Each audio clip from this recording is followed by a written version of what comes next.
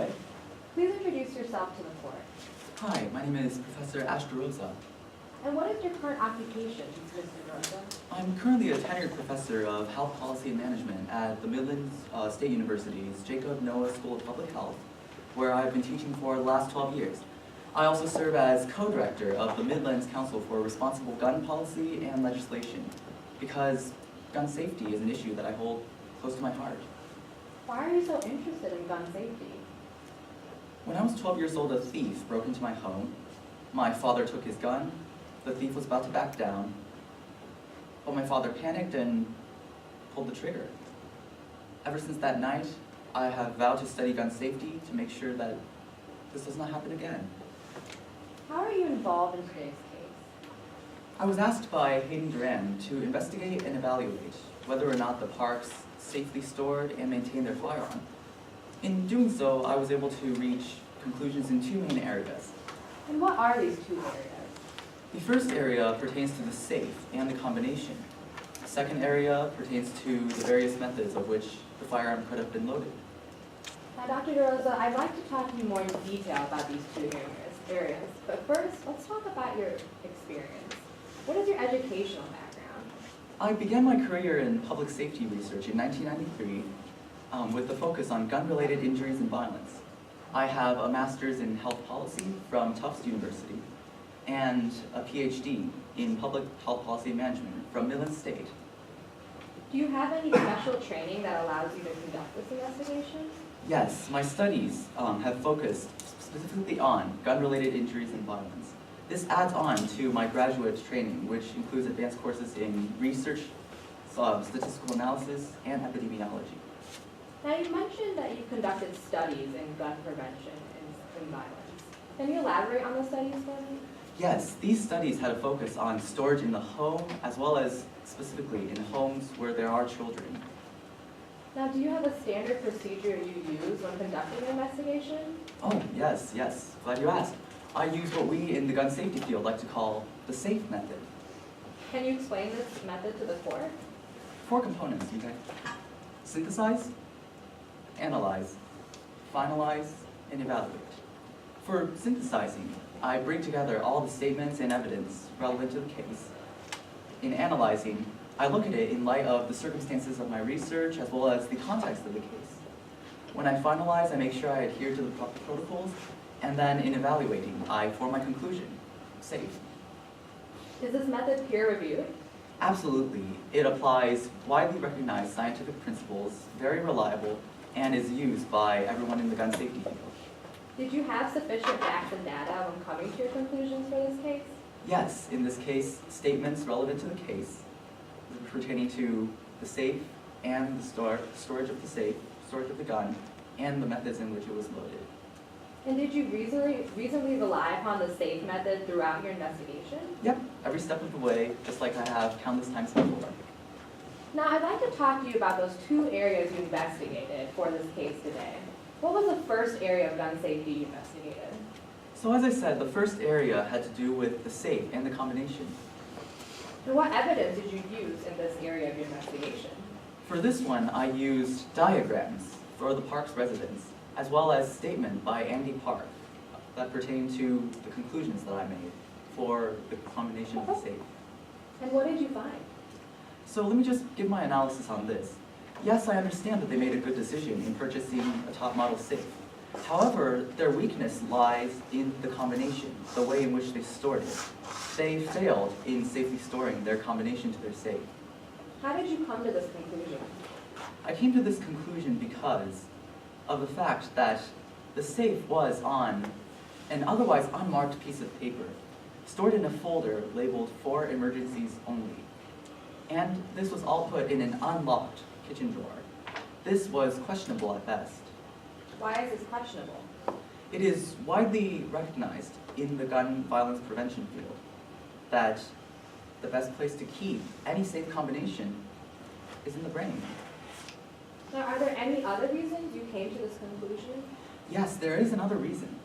I saw from the park's affidavit that the combination they used for the safe turned out to be the birthdays of the park's family.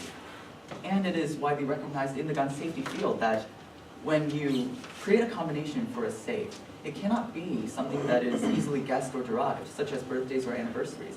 And in this area, the parks clearly violated that. Now I'd like to move on to your second area of investigation. What area did you investigate next? Next, I analyzed the various methods in which the firearm could have been loaded.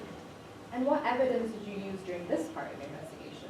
For this one, I used not only the statement of Andy Park, but also from the other side, from Hayden Duran, also Denny Brooks. Were you able to make any conclusions? Yes. I cannot rule it out completely, okay, but I find it highly unlikely that Jesse Duran could have been the one who loaded the firearm. Why is this unlikely? Well, from all of the research that I have done, most 11-year-olds have little to no experience in knowing how to load a firearm, much less fire one. And this is a particular cause of having accidentally fired the weapon. Now, you mentioned that you analyzed various ways the gun could have been loaded. What are the other ways that you looked at? Someone else other than Jesse could have loaded the firearm. If this was the case, then it was extremely irresponsible for the parks to fail to ensure that there were no bullets in the gun. Why is it extremely irresponsible? My studies have shown that even experienced gun users can accidentally fire a weapon. Keeping a gun anywhere near its ammunition is extremely dangerous for that reason, that if someone can gain access to the gun, then they could accidentally fire it. Now, you mentioned accidentally firing a weapon. How can one accidentally fire a weapon? Yes, a person can deliberately pull the trigger without intending to fire if ammunition is accidentally left in the firearm. Now, Dr. DeRosa, let's talk a little bit about Jesse. In your analysis of Jesse Duran, did you find that he was an experienced gun user? No. None of the materials I reviewed indicated that he had attempted to load a gun, much less fire one, prior to August 18th. Thank you. No further questions. Thank you. Cross-examination?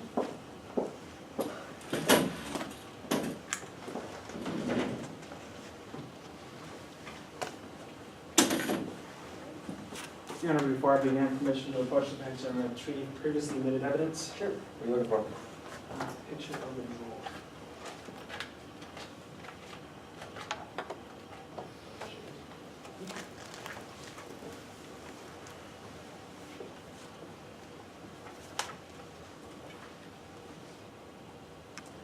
Press sample for the plaintiff, may I inquire? You may.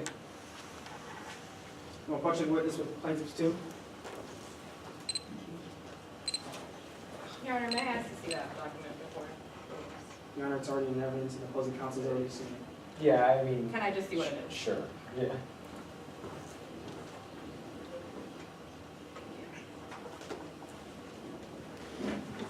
Dr. DeRosa, that's the drawer in which the combination was stored, correct? That is correct. Permission to approach witness and treat. Let the record reflect on approaching opposing counsel with plaintiff's 5.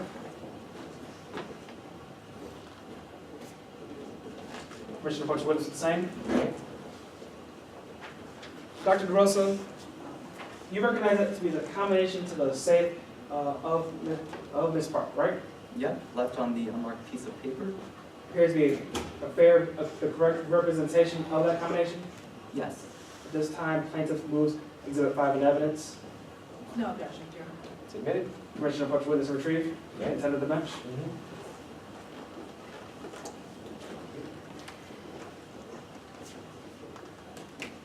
Dr. Rosa, I want to begin by talking to you about how Ms. Park stored her firearm, okay?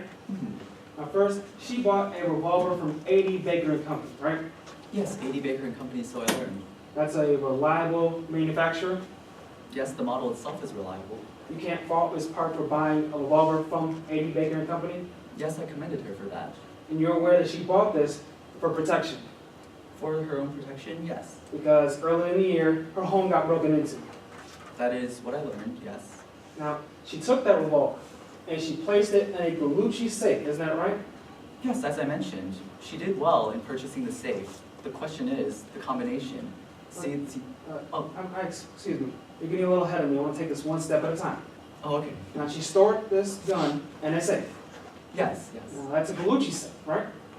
Gallucci safe, yes. Virtually impenetrable, right? Virtually impenetrable if you're talking about the model itself. Now, she took that safe and she put it in her bedroom, right? In the bedroom with access to everyone. Well, you can't fault Miss Park for storing the safe in the bedroom, can you? That alone, if you're talking about the storage of the safe itself, then no, you're correct. Well, just to reiterate, she bought this gun for protection, right? Yes, And you would agree that in an emergency situation, the gun will have no value if one cannot access it. Isn't that right? if you're talking about that alone, yes.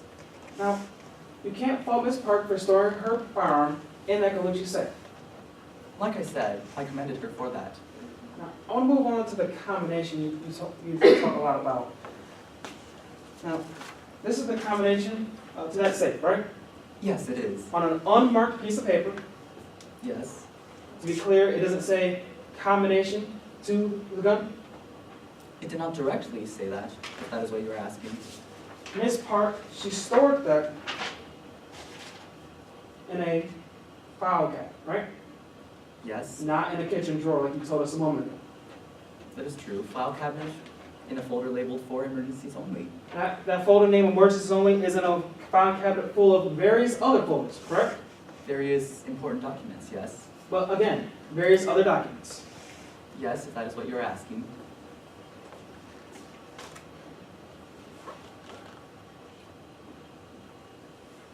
Now, you told us, now when I talked to you about Miss Park and when Sydney found out there was a gun in the home. Now, when Sydney found out there was a gun in the home, Miss Park told Sydney that guns were dangerous, right? Yes, that is what I learned. Told her that she wasn't trained to use it, right? Obviously, an 11-year-old has little experience with guns, okay? Now, the actions that Miss Park took after Sydney found out about this gun, she walked over to the safe and she made sure that the gun was not loaded, right? Yes, that is what I found. When she checked it, there were no bullets inside that safe. According to her statement, In fact, there was no bullets on top of the safe, right? that is what she said. Now, I want to get this right. You told us that there's some discrepancies on whether or not the bullets were stored in the safe or in another place in the house, right? Apparently that is what I learned from reviewing the materials, yes. Well, you relied on Danny Brooks when you told us about this confusion, right? Danny Brooks and Andy Park. Yes, I noticed that. Well, Miss Brooks, the last time that she was in the house was during the afternoon of August 17th, right? August 17th, yes. Now, when Miss Park came home after work that evening, that's when she checked the safe, right? Apparently so. When she checked the safe that evening, there were no bullets around that safe. I believe that is, yes, that is what she said. In fact, she says that the bullets were stored in the garage. According to the statements, that is true. All your work in today's case, you're being compensated, isn't that right? Yes, I am compensated for my time. Now, you received this case in 2011. Yes, that is true. From 2011 to 2014, you've only done 75 hours worth of work 75 hours worth of work. over the course of 3 years. Yes. Now, you're also being compensated for your time today in court, right? I'm compensated for the time put into the testimony and not the testimony itself. Well, to be clear for members of the jury, at first you didn't even want to take this case, did you? Oh, that is so true. I was in the middle of writing a book. You know, I was very busy. Well, two things changed your mind, didn't it? First, seeing this as an opportunity to talk about gun violence, right? Yes, guns are very dangerous, and I'm here to testify about that. The other thing was that the defendant, Hayden Duran, actually doubled your pay rate from $250 to $500 an hour. Like I said, I am paid for my time, and not to mention, he took into consideration the fact that I'm compiling all my articles into a book, a publication, that indeed, yes, if you are talking about the fact that it convinced me to take on the extra responsibilities, adding them to my schedule, then sure, you're correct. You doubled your rate from $250 to $500. Yes, Combine that with the amount that you're being paid for your time in court, which is about 20 minutes. You're being paid $42,500 by the defendant. Yes? Your Honor, I've got nothing further. Thank you. Redirect. No, redirect, Your Honor, I asked that my witness be allowed to step All down. right, Mr. DeRosa, you are excused. Thank you, Your Honor.